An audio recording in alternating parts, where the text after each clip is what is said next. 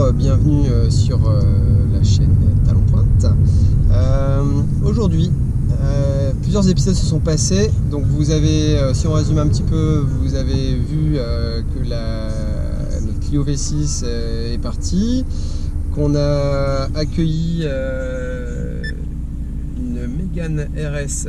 Donc la Clio V6 elle est partie, je suis très content, dans les mains d'un pilote de rallye qui avait gagné, ou tout au moins fait des belles places sur le rallye du Touquet, une personne de 71 ans. Voilà, un vrai petit ado quand il a vu la Clio dans l'état où elle était, donc très content.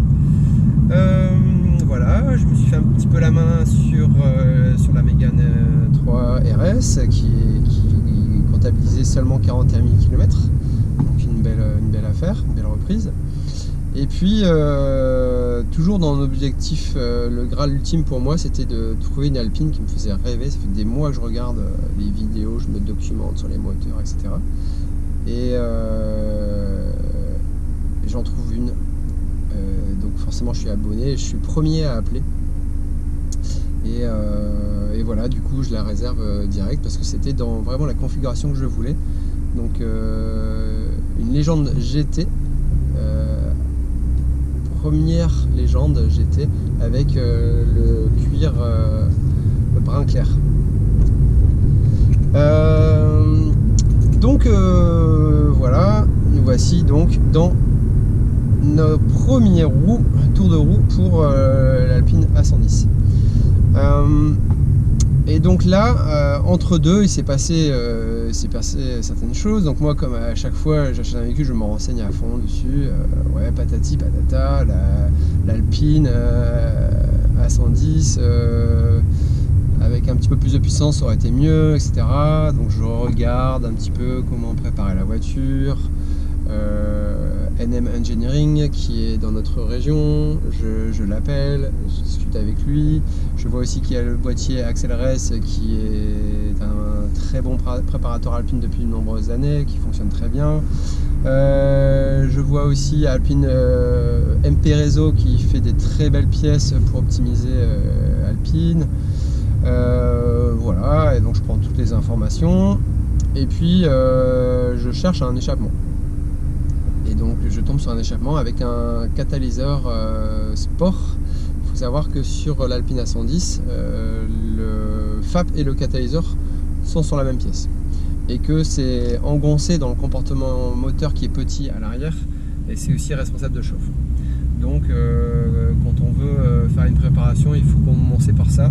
Ça libère les gaz, il y a des meilleures montées en régime, et puis une meilleure sonorité. C'est moins étouffé. Et puis je tombe sur quelqu'un pareil qui vend un échappement,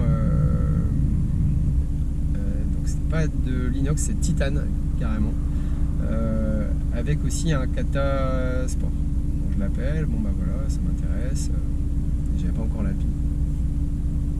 Et donc je l'appelle, très bon contact, et il s'avère que c'est Bruno qui a une des Alpines sûrement les mieux préparées de France, puisque de fil en aiguille il me dit bon bah voilà, tu habites dans le Nord, moi je viens à Clastres début décembre, on peut très bien se donner rendez-vous. Je suis ok, très bien.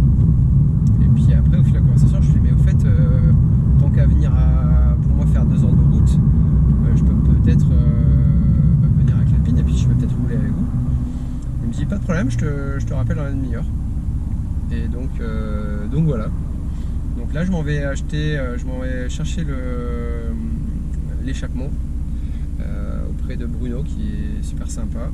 En même temps j'étais un petit peu stressé quand même de conduire directement la voiture dont je connais pas bien les réactions sur circuit.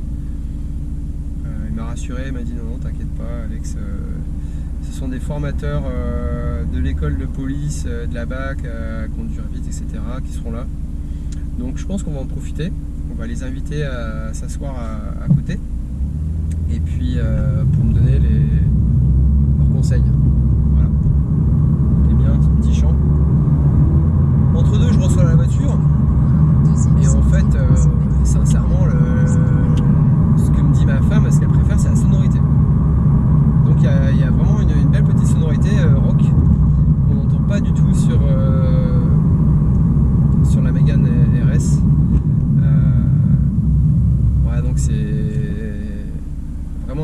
un beau petit bruit. Bon, il y a l'option échappement sport.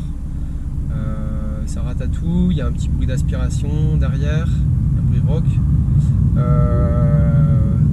Pour l'instant, franchement, ça me va bien. Mais bon. Je n'ai qu'une parole. J'ai dit que je prenais l'échappement, je prendrai l'échappement. Au pire, on l'aura pour une prochaine voiture. Si jamais celle-ci, on veut la laisser dans sa configuration. Je pense qu'une Légende GT, c'est très classe. Je suis pas sûr qu'il faille mettre un bruit de rallye dessus ou partir dans les extrêmes. Mais vous pouvez me dire ce que vous en pensez en commentaire. Et puis au niveau de la prise de... La deuxième sortie. Quittez le rond-point à la première sortie. Le GPS me parle. Au niveau de la prise de son, vous me direz ça sur l'essai circuit.